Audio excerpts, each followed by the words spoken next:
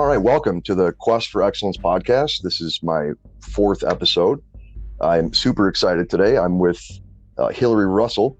She is the co-owner, I believe, of the Russell Collective. That is a digital marketing solutions company that focuses on website creation, social media content management, lead gen, SEO optimization, online ads, and much more. So I'm super excited to have you here. I feel like out of the few people I've had so far in my podcast, the one that people who are trying to start their own digital business and take those first steps, you might be the big winner so far. So thanks for having me, Jeff. I really appreciate it. We just met recently. To give a little bit about that, we'll talk more later about that influence on us and kind of how it happened. But we're both a part of the Entre Institute. It's run by a gentleman named Jeff Lerner. It's a digital education program that covers everything from running a digital agency to starting your own coaching business and doing affiliate marketing, and also really just kind of how to get your life together and take steps in the right direction. So we met there about a week and a half ago on one of her posts. I know Jeff commented and she was talking about some of her early success, which is super exciting. Like even hearing that somebody in the beginning is finding that success, because really once you get that, if you can make $1 online, you can make $1,000 online, and so on and so on. So welcome. I just have a couple quick questions about your company. I did some digging in, both on your Facebook page and on your site. One thing that kind of stood out to me was the whole stand out, build excitement, and accomplish more. If you could provide that to anybody running any kind of business, you're valuable and you're doing great. So I love that. But yeah, if you can talk about just a little bit, I don't want to get too much into current stuff right now. Sure. I'd like to hear and whatever you want to say, the floor is yours, but where you came from, family life, brothers and sisters. I know you have a new baby, which is amazing. I do. Partner. So yeah, you can talk about whatever you want from kindergarten on or anything. Yeah. So I'm born and raised here in Salt Lake City, Utah. Like I said, grew up here. I went through all of my schooling and everything here. I did spend a little bit of time out in Houston right after graduation, but that only lasted a couple of years, and I came right back to Salt Lake. So definitely, an outdoorsy type person. Love the different seasons here and being able to go on hiking trails and snowboarding and, all those different things. I come from a really big family, typical for Utah, but I am the oldest of 16 kids. Wow. Holy yeah, I know. That, you hear those big numbers about families, but that really that's uniquely huge. What's the breakup of boys and girls? Because as a guy, I got to know that. Yeah, it's actually pretty even. Oh, yeah. Okay, good. Right. Yeah. So my parents were divorced when I was 2. So my dad and my stepmom have 3 kids, and my mom and my stepdad have 13. So, wow. Yeah, and I'm the oldest. So it's the age gap. Let's see. The youngest one was born when I was 23, I believe. Gotcha. Yeah. I'm 28 now. Is all of that giant group of family, are they all within that same area in Salt Lake? Or they are. Or sub? Yeah, wow, that's amazing. Yeah, yep, we're all here locally. But it's awesome though, and I honestly think that's where a lot of my, growing up in that type of childhood and environment, where a lot of my entrepreneurial passion came from, because I was constantly looking for ways to get out of doing chores and doing work. And, I'd set up little time cards for my siblings to do my chores. So. Oh, you were hustling back then. That's great. I love it. Yep. But yeah, it kind of led me just to here. Just still here in Draper. So it's nice. Nice. Just out of curiosity, are you come from a Mormon family? Are you guys Mormon? I do. Nice. Yeah. Okay. Yeah, I do. I come from a very religious family. I myself, I don't know if we're going to get into it later on maybe, but I myself consider myself spiritual, not necessarily religious, but But yeah, it's, the religion, I have a lot of respect for the values and things that they teach. So I can relate completely. I was raised in Catholicism.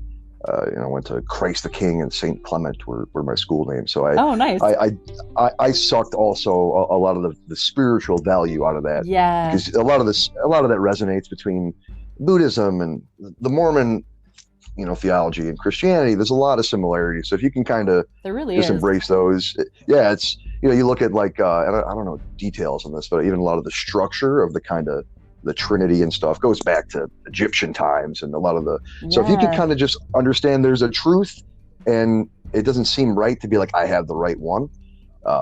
So I feel you there. I'm definitely more of a spiritual person than organized religion. So I appreciate that. So, all right, now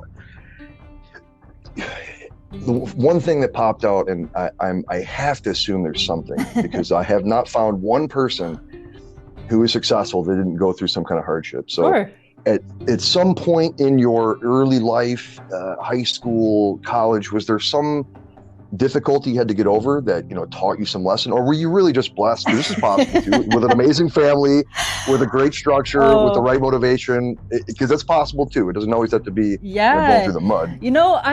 This is going to sound so cheesy, but I think that all of us go through hardship in every aspect of our life. I believe that there's no progress in our lives without some type of digression and progression.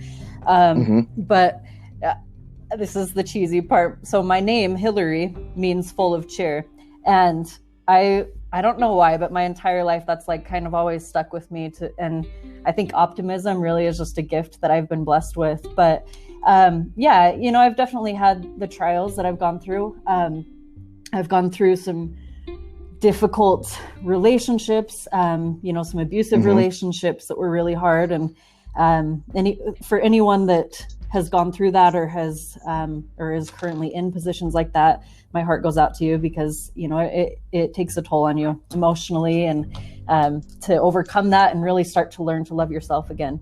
But then I did also come out as gay when I was 20. So that was almost 9 years ago now. And coming from, a religious family and background, that was really difficult. It really hurt a lot of family relationships and a lot of family ties. I didn't speak to a lot of my family or parents for about a year. So that was difficult. It was hard, but things are, they always say things get better. And it's hard to really grasp that in the moment or when you're in the midst of things. That's super difficult. And I would never say that to someone that's like in the midst of a really difficult time, but retrospect is 2020. It definitely is. And, across all of those difficulties, I think me and my family members and those I was close to, those years were some of the greatest lessons of love that I think I've ever learned. So. Oh, that's awesome. Yeah. I got a couple questions about that because this is fascinating. You kind of answered one of them, right? And I'm assuming that the relationships are now healed. Yeah. Or is there still? Okay, good. Not even need to go down that path. And then really, this is you never know what you're going to come up with when you have conversations, right? That's why I love doing this. This is kind of fun. Online marketing, digital thing, helping people. But this might be what someone needs to hear, right? So two questions. What inspired you to come out? And then how the hell did you hide it for so long? Honestly. Or how did that work? I get that question a lot. I think that I was actually really lucky the way that it all kind of happened for me. Growing up in the middle of Utah, very religious again, right? To be honest, I didn't even know what being gay meant until I was 19. Wow. I just assumed no shame, nothing like that. I just assumed that all girls felt that way, I dated, I actually dated and married my high school sweetheart who was a guy. And that was the abusive relationship that ended pretty quickly after getting married. But after that divorce is when I realized dating guys has never really worked for me. I've never really been able to connect, emotionally or even, physically on that level with men.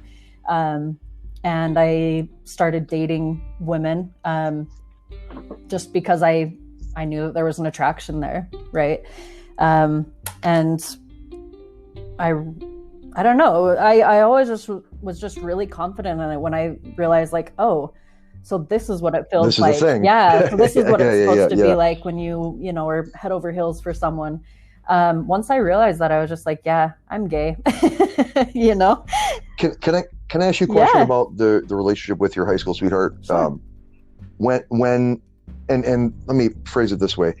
It's pretty obvious to state, so I'm not even going to ask that the fact that you were faking your real emotions that you might not even have fully understood at that time, like that was obviously a factor in the dysfunction of the relationship. I'm not saying, women and men can get into that. Oh, it's my fault. I'm not saying that. That's not really the question. Was the dysfunction fully caused by that not knowing yourself, or was that him? No. Was he just, No, I mean, to put it bluntly, I mean, we ended up getting a divorce because he called me one day and said that his girlfriend was moving in. So, okay. So it had nothing to do with that. And in fact, I didn't even realize that I was gay or put that together until about a year afterwards, after the divorce. Understood. Yeah. Understood. So it had nothing to do with that. And even now, I've had a couple of different relationships. I mean, it's almost been like almost a decade, right, since that divorce. And in that decade, I've had relationships with majority women, with a guy as well, and which is where my baby boy came from. So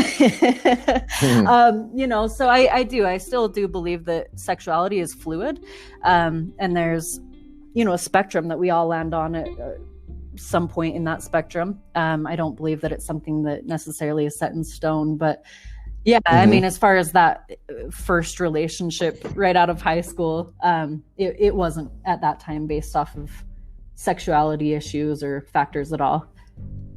Gotcha. Understood. Because I thought it might have been, but no, that's good. So it really was, you were just really didn't know yet. We're doing kind of what felt natural, right, and didn't work out. Simple as that. Yeah. All right. So let's slide right into, you found a great partner. I did. And now you're happy as shit. Happy as shit.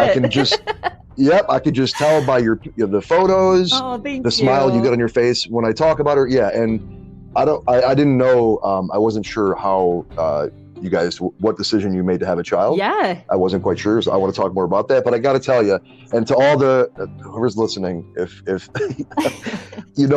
some babies out there that they really just look like aliens. Man. They're not. True. Your baby is not, and it is such a cute little turd, such an adorable little boy. He really is. I'm not just telling it to make you feel better or whatever.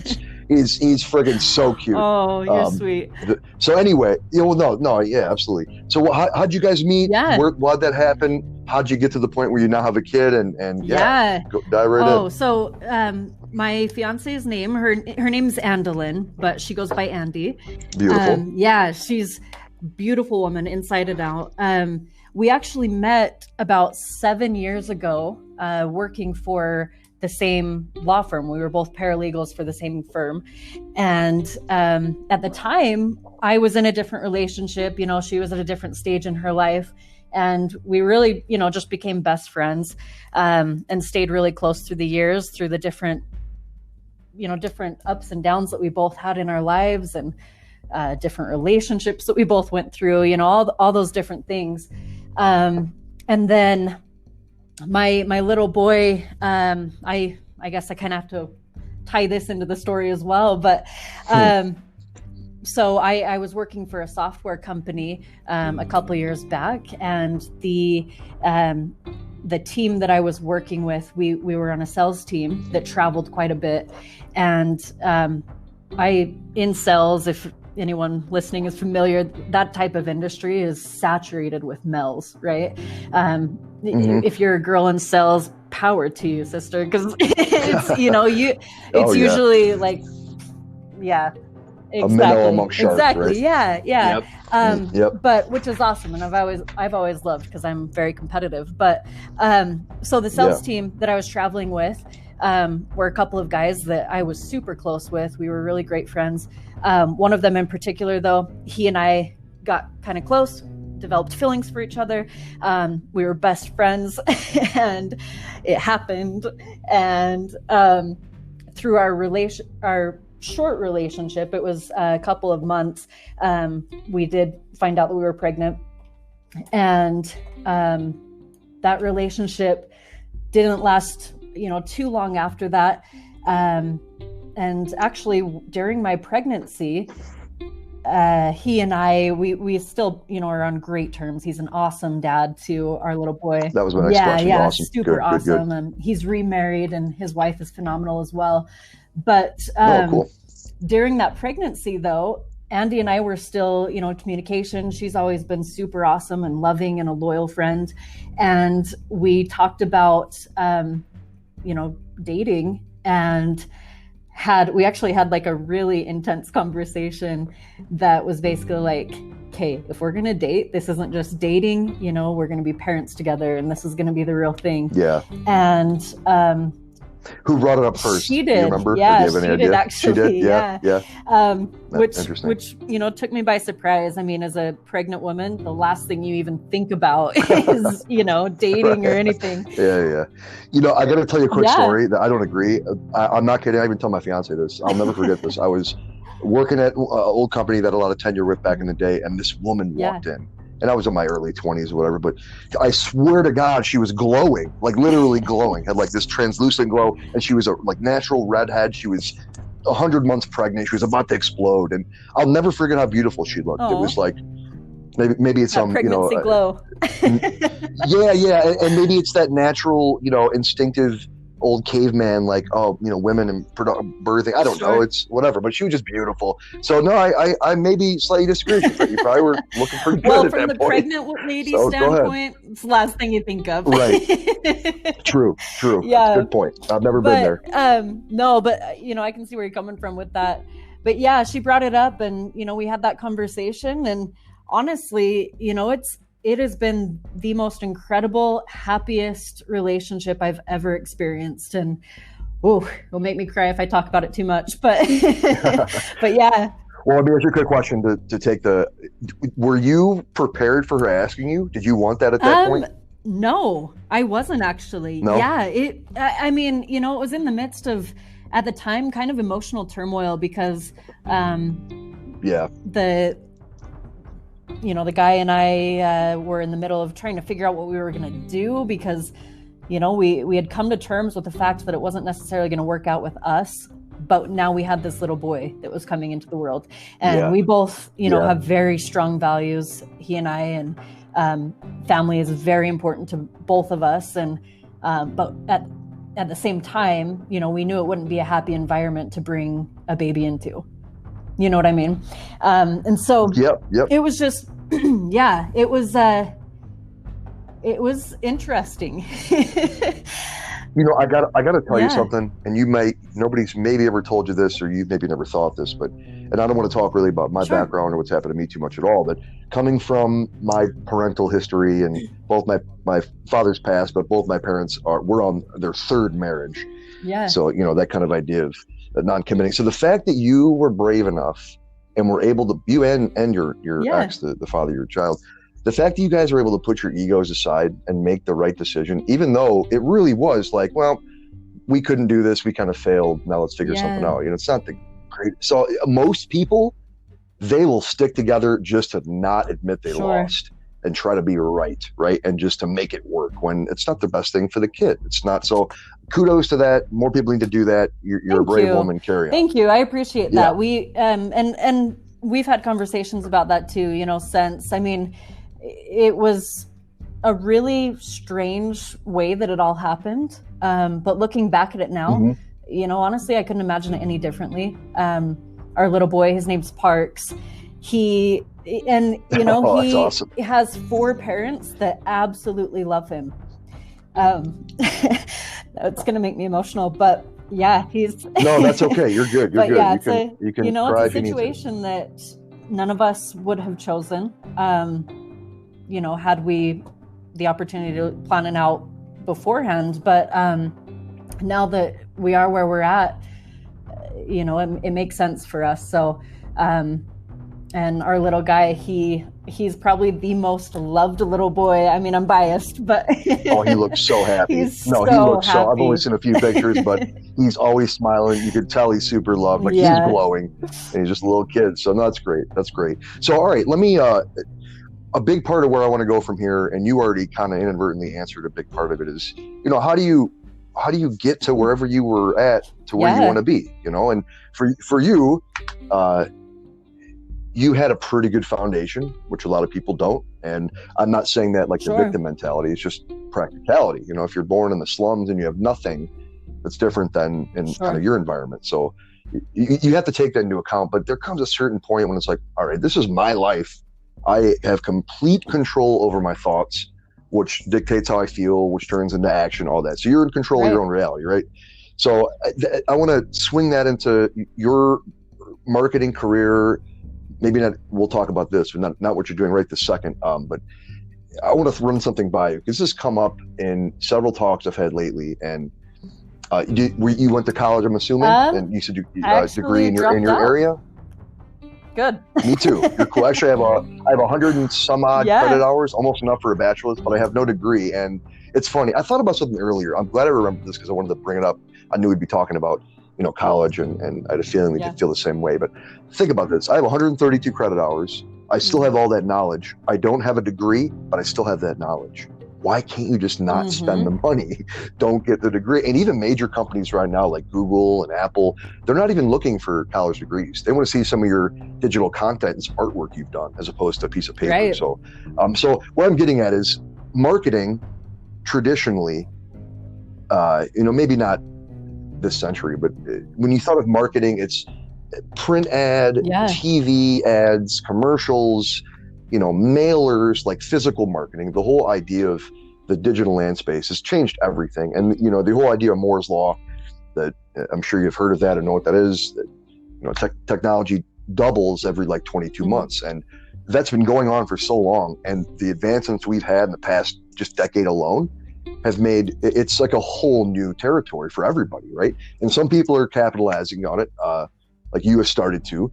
And the reason I mentioned the schooling thing, I really think it's a disservice. I went through it. I even had some scholarships, but then, went and paid for own schooling and all that. And more people need to hear this idea that you don't need a degree to be successful. I'm not saying drop out of college and you're going to be a millionaire tomorrow with a YouTube channel. That's not what I mean. But the traditional education system does not prepare you for what you're doing, for what I'm getting into, and for what people want to do online.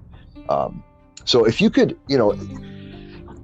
initially, what made you decide to do this business, which I already described what it is, and you're obviously finding success. I'm talking, and it's first time the thought even popped in your head.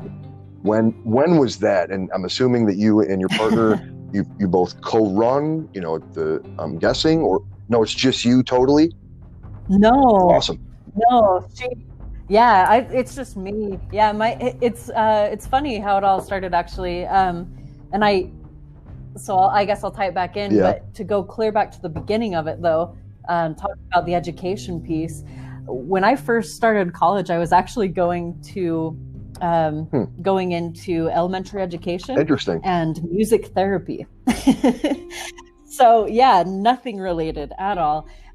Which is so funny too, because in hindsight, I mean, I love music. I'm very passionate about it, but I don't think that I would have had the I had the same experience with psychology. I started with psychology and I studied for 2 weeks for a biology test. Me and my study partner, who got the same exact score, was like a 56. And all right, I'm not doing this.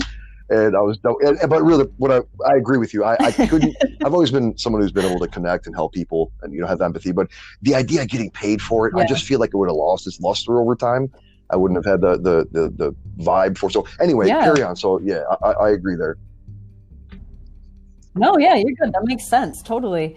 So I had a couple of jobs. I feel like I was super fortunate because some of my first jobs were in the corporate world. In fact, one of my very first jobs was as a paralegal for that firm, and so I was immediately put in a position where I was able to start gaining experience in like the business hierarchy and how businesses are run, and different things like that. And a couple of, when was it? I think I was 22.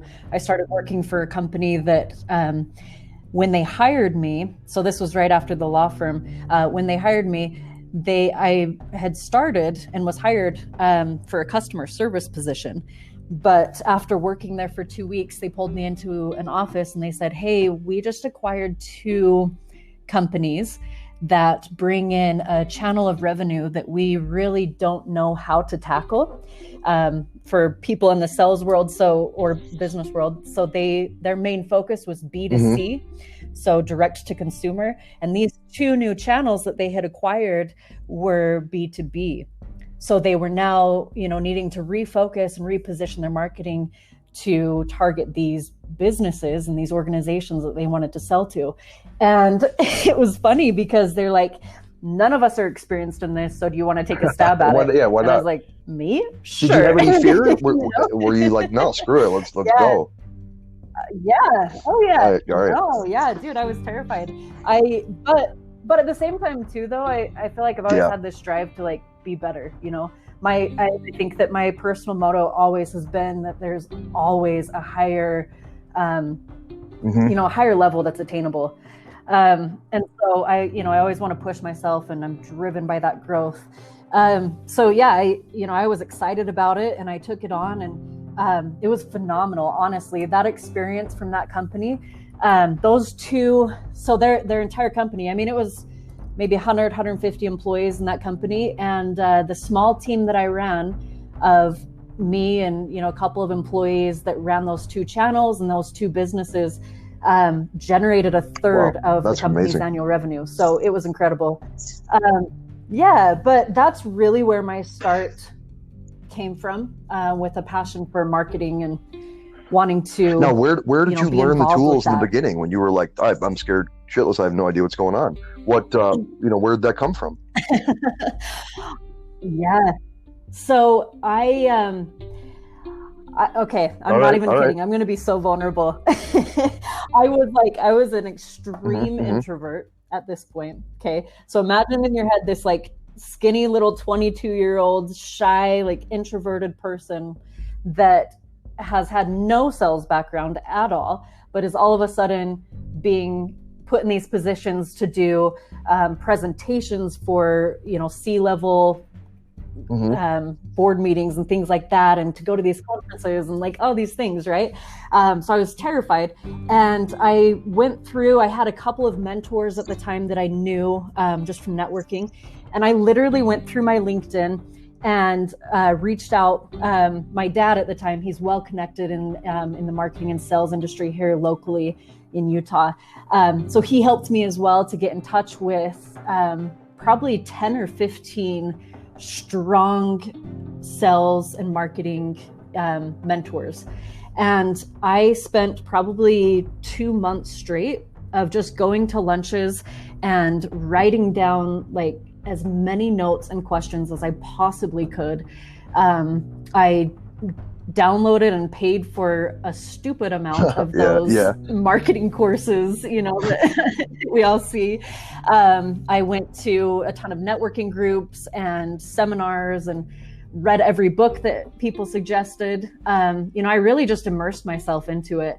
And that was probably the best thing that I ever could have done, because I was able to learn from people's experience, but also from the mistakes that they had made. And just, take a lot of that with me as I grew and learned to be the best Amazing that I could story. be. And let's fast forward right until right up to where you found Entre and got to know and actually had a relationship, got to meet, and would probably call him kind of a friend at this point, Jeff Lerner, the guy who runs Entre. Yeah, talk on that a little bit. Yeah. Absolutely. Love to. Yeah. So that's perfect, actually. So that's the next part of my story. So right after that company that I was with, I switched over to work with this startup company that was a startup marketing platform at the time that was reselling a white labeled version of their marketing services to agencies. And my position with that company was on their partner team. So my role was to work with agency owners and help them learn and to resell and scale their marketing agencies with our platform. And Jeff was actually one of the agency owners. Nice. That was one of my clients. So yeah. So, and he is, for anyone that doesn't know Jeff Lerner, go look him up right now. He's got a YouTube channel. He is the most genuine, most down-to-earth, most motivational person you'll ever come in contact with. Everything he touches seriously turns to gold. He knows what he's doing. But no, you're good. So Jeff, because he had so much success with the product and the platform that we had, he actually came with us to many conferences and spoke on behalf of our company as an agency partner. And so, because I was traveling to a lot of those conferences as well, I had the opportunity to, hang out with him, go to the conferences, listen to him speak. I honestly could repeat his pitch and his presentation right back to you, but after everything, so with that startup company, it was actually sold to another company, and so the employees of the company and whatnot were all dispersed as the company was sold. And it was around the same time that I was actually, pregnant and everything, going through that. So we all kind of just went our separate ways, and I was on maternity leave, and Jeff and I stayed friends over Facebook, and I saw him post one day. This was earlier this year, actually, but I saw him post about how he was standing in front of his mirror saying his personal values in front of the mirror to himself. And I was like, what a crazy dude, but I want to see what he's doing. And so I did. I just looked up his courses. I had kind of heard rumors a little bit of what was going on, so I wanted to check it out, and I loved it. Immediately signed up and just wanted to kind of check out what he was doing, and found his courses and his group. And it's funny because the same time that I was looking into his courses, 2 weeks before, I had applied for an LLC, not really knowing exactly what I was going to do with it. But when that all aligned, though, it was like clear as day. I was like, yep, I'm going to start an agency. This is what I'm going to do. And this is how it's going to happen. And it sounds like it has happened. We'll talk about some of your recent successes. And I want to chime in briefly. This is not a Jeff Lerner-a-thon, but I have to. No. I was just worried about, because we could sit here and talk. We could do 40 podcasts on Entre. It's been so impactful on me. And this is leading into a question, what I'm saying, kind of my statement. But I'm disgusted by a lot of the flashy get rich quick crap out there. It's just so inundated. So are people like Jeff, and I'm sure you are as well. And I was at an interesting point in my life. I'm not going to give any background, but it was definitely a shift in everything with me and my fiance in a good way. We were making good changes, and I found Jeff on Instagram. I have a knack for just being able to tell if you're BS or not right off the bat. I've had that skill for a long time. I'm not infallible with it. You can get me over, but I could tell Jeff was a genuine guy. And this is the question. I'd seen these before, had dabbled a little bit in the past, even back in the day when it was like DVDs, kind of early Tony Robbins era. But something about him and his message, that it wasn't just a guarantee of making money. That was kind of the afterthought. And this is the point of kind of what I'm doing too. What do you need to do to even get to that point to open the door, right? Because some people open the door and they fall straight off a cliff. It's opening the door and finding something like Entre, or making the early decision you want to work online or work from home. That's great and all, but you have to find something that you connect with and that you're ready for. And I was ready at that point for Jeff. I'm so glad I found him, and it's changed my life. I quit smoking after 20 years. I'm running this podcast. I have some other stuff I'm kind of, as it happens, I'm going to talk about it, but I've got a few different avenues I'm doing that I would have never thought possible a year ago. So it's been amazing. Awesome. I respect what you're doing, because I see the path that you've been on, and I already know I have that unwavering kind of asinine confidence that's not going away. I don't care. And you need to have that first, right? Yeah. Like create your avatar. That's who you are. Live that every day, even if you make mistakes and have setbacks, right? But so anyway, what was it about Entre and Jeff? Even though you knew him, all that, was it just that you got to know how good of a guy he was and you were sold right off the bat? Was it that simple? Once you saw that he had courses and looked into it, or was there something else that you saw in him then? No, Yeah. I think it was a mix of it all. I knew him previously, and I knew that he was, a solid person. He's just awesome guy with really strong values. And so I knew that. And to be honest, I think that the things that were happening in my life at that time were already kind of putting me on the pathway of creating this business and getting things started. To be honest, this is probably like the 6th or 7th business that I've tried to start, but this one's actually successful. Think about this. You might have been working for somebody else, but you created your own little micro business that kicked ass. You know what I mean? You're right. And similar to kind of a few other things you said, when you're in it, you don't even realize it. And that's everybody. When you can look back and be like, like the breadcrumb trail, right? Whoever said that.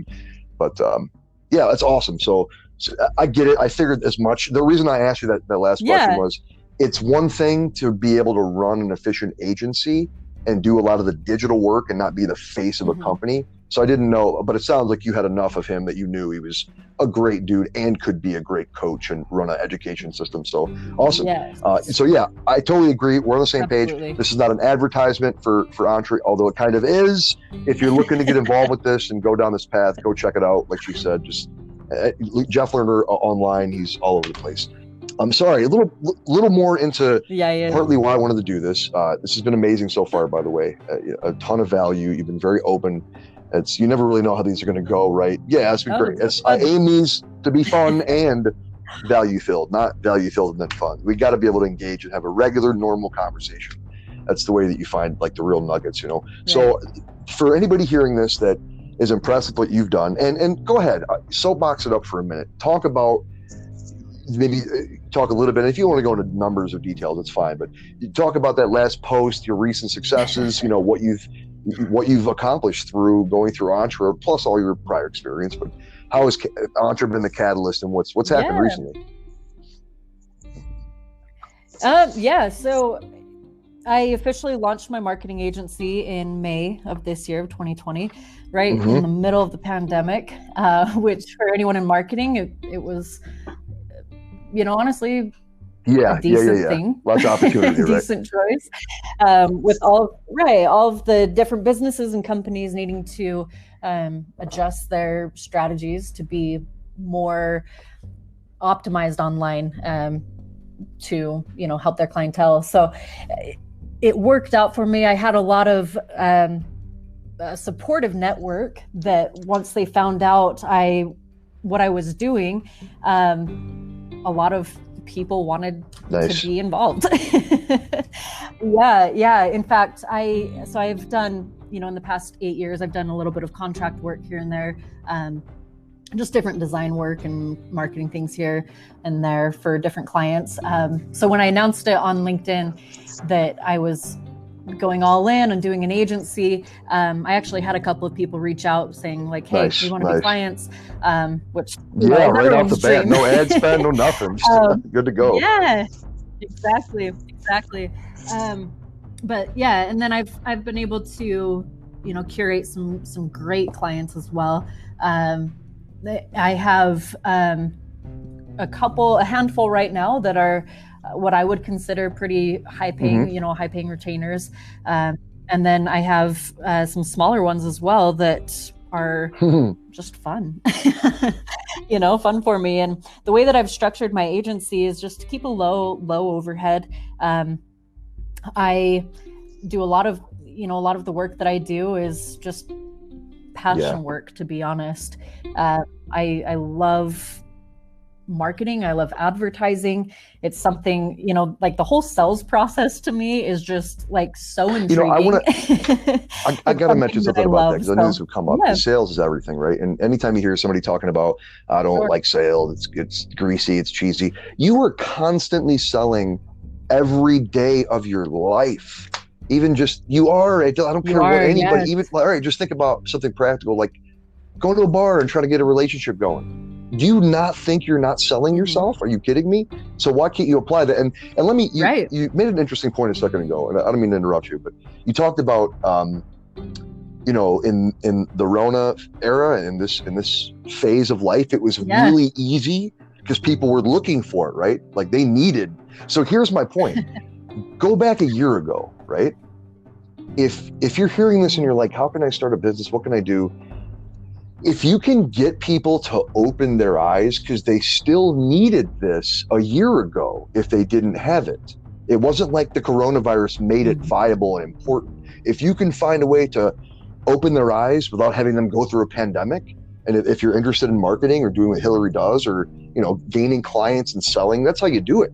You know, there is a problem. You make them understand that they have a problem, and it can make them more money. You know, it's right. With the Rona, it was easy. It was, oh my God, I can't sell. Yeah. What do I do? That could have just been another revenue stream or more in their bottom line pre-Rona or post. You know what I'm saying?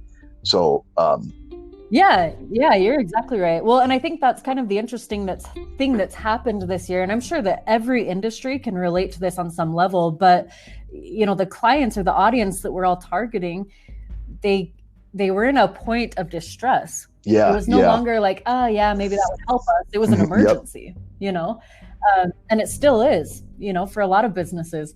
And so I think that's the difference is, you know, as a marketer and as a salesperson, regardless of your industry, you've got to constantly be teaching and educating. And that doesn't have to be like, you know, you don't have to be a know-it-all. That's annoying. But but just positioning yourself, you know, as the expert in what you do and in what you know.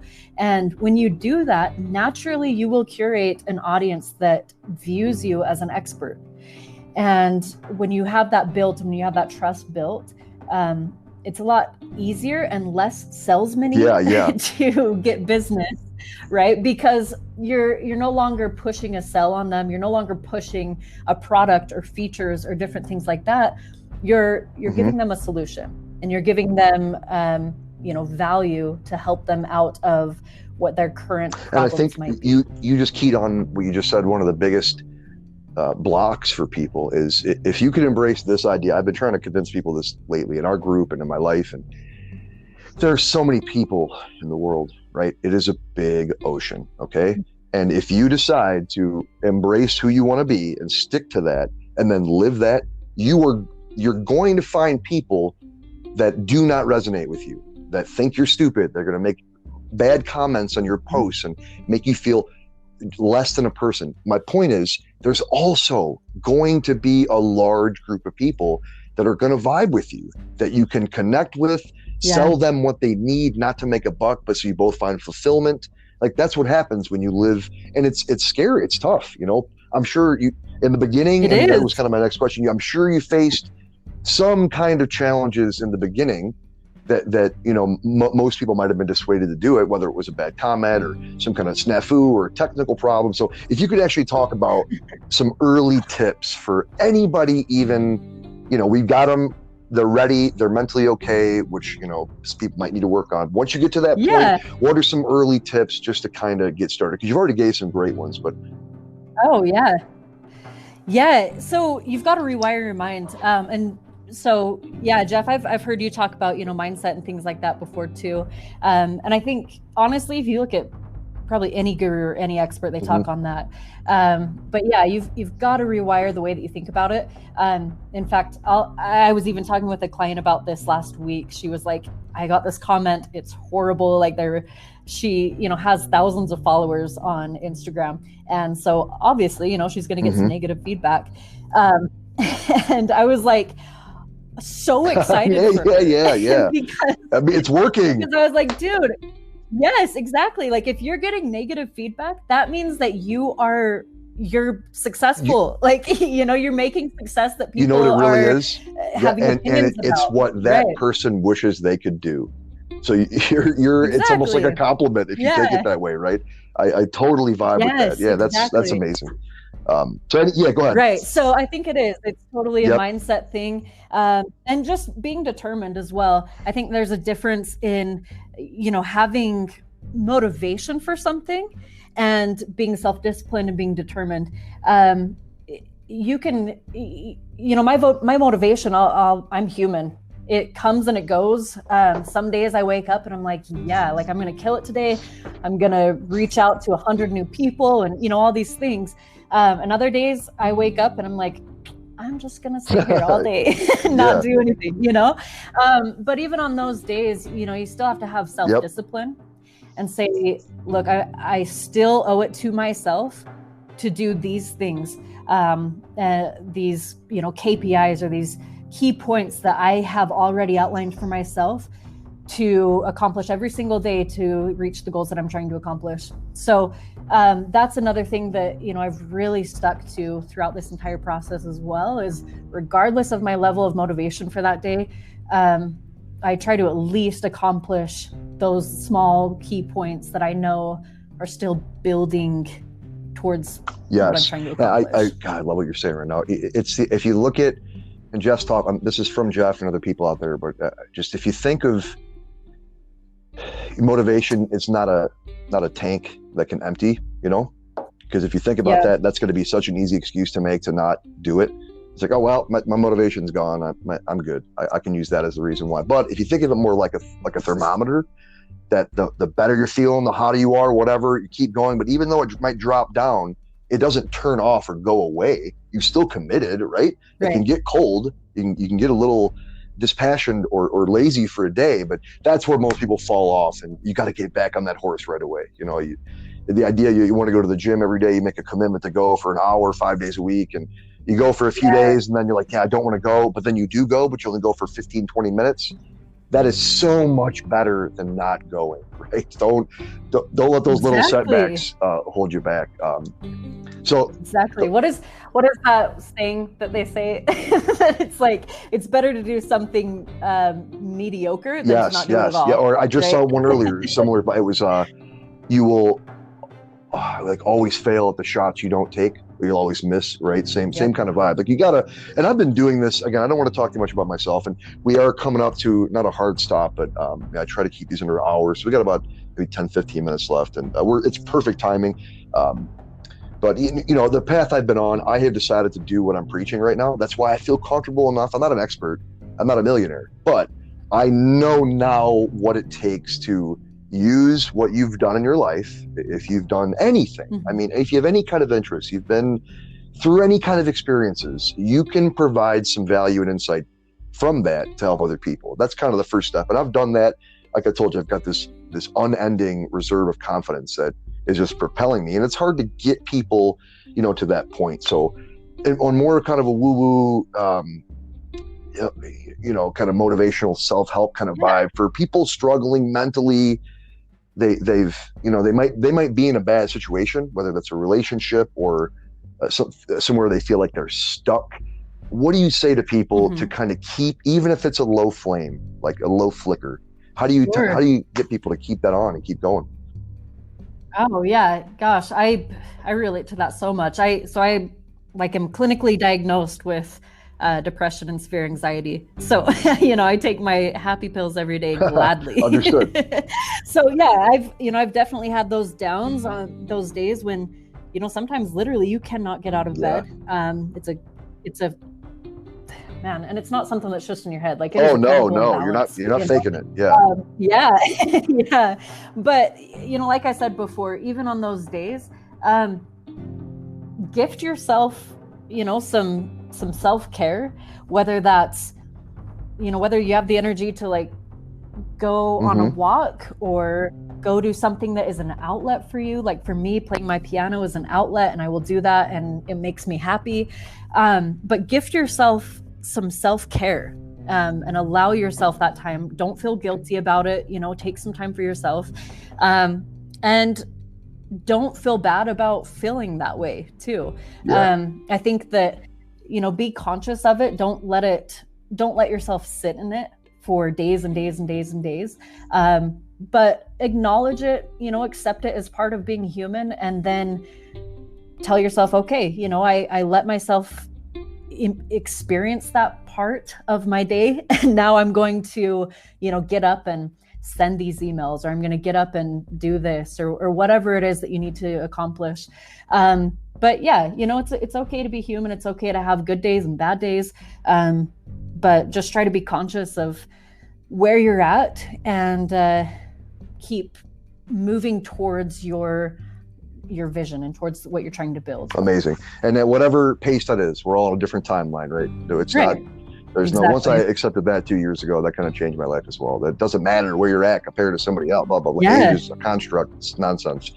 It's just, we're all on a different quest, right? So, so incredible stuff. One final quick question for, and we could chat a little bit more about it. For anybody doing this also, think back to that first maybe, I mean, it's only been, what, 6 months? Not even?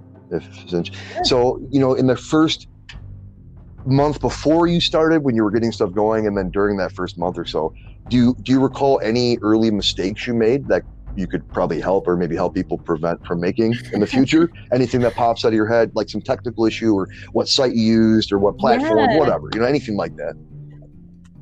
Yeah, that's a really good question. So I think that one of the first mistakes I made was probably taking too long to get everything perfect before launching it. Yep. Take imperfect action, right? Just make it happen. Yep, exactly. I think that, you know, as an entrepreneur, you get, especially as a first-time entrepreneur with, you know, a business that you know is actually feasible, you get nervous of presenting something that is not perfect. Mm-hmm. You know, when I was ready to officially announce the launch of my agency, I was like, okay, the website needs to say this and this and this, and it needs to do this. And if someone clicks right here, then it has to automatically send them an email. You know what I mean? And I wanted it all to be absolutely perfect. And I think that was the biggest mistake, because I guarantee I could have had, you know, success if I would have started even, you know, a couple months earlier. And it's funny, I never kind of thought about it this way, but it made me realize something that I know everybody can relate to this, where let's say you create something, or you do something in the moment, and because your ego is kind of beefed up, you're like, this is sweet. You look at it again an hour later and you're like, dude, who did this? Right? And how in the hell do you learn that unless you put it out there? If you hold it in your brain, you're going to be stuck in that stagnant state forever, and like eventually think that you're going to release perfection, and you never will. So no, that's that. I would say, and a little bit about me, I had these grandiose plans, and I still do, but I realized, okay, let's just do some stuff. And I did. I figured a few things out and took action. And then once this gets a bit more automatic and fluent, we'll go on to the next one. And if everybody just did that, it doesn't matter where you start. Like, I'll give you an example. No name drops or anything. I'm not making fun of the guy at all, but I had someone about a week ago, and this, not that it happens often, but people reach out and ask you questions about, you know, because they're pretty active in our group. And the dude literally asked me, and keep this in mind, he's got a Facebook channel, he's online, he's in Messenger chatting, so he's not, you know, an idiot, not at all. He's a great dude. He didn't know what a podcast was. Oh. Right. And now my first reaction was like, what? You know, no making fun of him, but how? And that idea, he was probably up till that point, he might have saw something I posted or a video and made it feel comfortable or whatever, and he was comfortable to ask me, but he probably had that question for a year or, you know, or longer. And he was afraid to ask because he thinks he's around all these digital people, he's going to get made fun of. Who gives a crap? One more thing. When you just told your story about getting it going, I don't remember exactly what you said, but like littered throughout all of what we talked about, it involves putting your ego aside, which is so threatened by what other people say and think, and just doing what makes you feel good, right? What you're passionate about. And I saw a dude like my first couple weeks in Entre, and I haven't followed him since or looked, but it was inspirational. You know, it was just some country bumpkin dude, nice guy, and was doing some videos about home safety on his farm. And like, you could tell, he just said, screw it. It wasn't flashy. There wasn't awesome graphics, but it was great. It inspired me. Right. So, and then, so anyway, I just this. Yeah, no, that's perfect. And I mean, along those same lines, you know, in the marketing space, I've got clients all the time that are afraid of marketing themselves. And so they, you know, obviously, like, you know, they hire me or they hire someone else to do it. And I get that all the time. They say like, oh, I'm too scared. I'm too scared to post this or whatever. And, you know, my response to that is like, who the hell cares? Really? What's like, going to happen? What's the worst that can happen? Exactly. There are billions of people in this world. And I promise you that if you like offend one person, or if whatever happens, like the worst possible thing that could happen, they unfriend you or whatever, right? There's going to be another person. Yep. And for every person that does that, you're going to find a supporter and someone who loves you. Exactly. So it all balances out in the end, right? You just stick with yourself, stick in your own avatar, and don't give up. Well, look, we're getting to be about an hour. I've said this already, and I hear this all the time, but I'll say it again. We could probably talk for like 3 hours or have multiple. I'd love to have you back because there's still some more questions I have, but I feel like this was jam-packed with knowledge. You've been incredibly open, which I genuinely appreciate. It's tough. We don't really know each other, but I 100% consider you a friend now. But to be that open and because I know, even if one person hears part of what you said about your story and you know how you got where you're at now, it's worth it, and I know that's going to happen. So thank you. Yeah, no, thanks for your time. This has been awesome.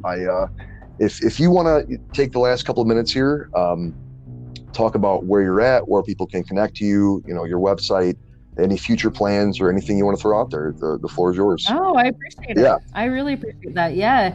So my company is called the Russell Collective. My last name, Russell, Russell. And that's our website as well, therussellcollective.com. We're on Instagram and Facebook, and super excited. I mean, we're a full scope marketing agency, but I do have a couple of things in the works. Started an individual coaching program, which is super fun for me. Awesome. Yeah, so there's a lot of exciting things on the horizon. That's amazing. Well, I'm excited for you. I guarantee you're going to do well. You already are. Thank you. Yeah, it's pretty obvious, and you're an inspiration to me. I appreciate what you're doing, and again, I really appreciate you being here, and I'd like to have you on again. Thanks for sure. For having me. Yeah, absolutely. If you got anything else for the audience, I want to say thanks for everybody listening, and thanks again for you being here, and yeah, it's been amazing. Sounds good. Thanks, Jeff.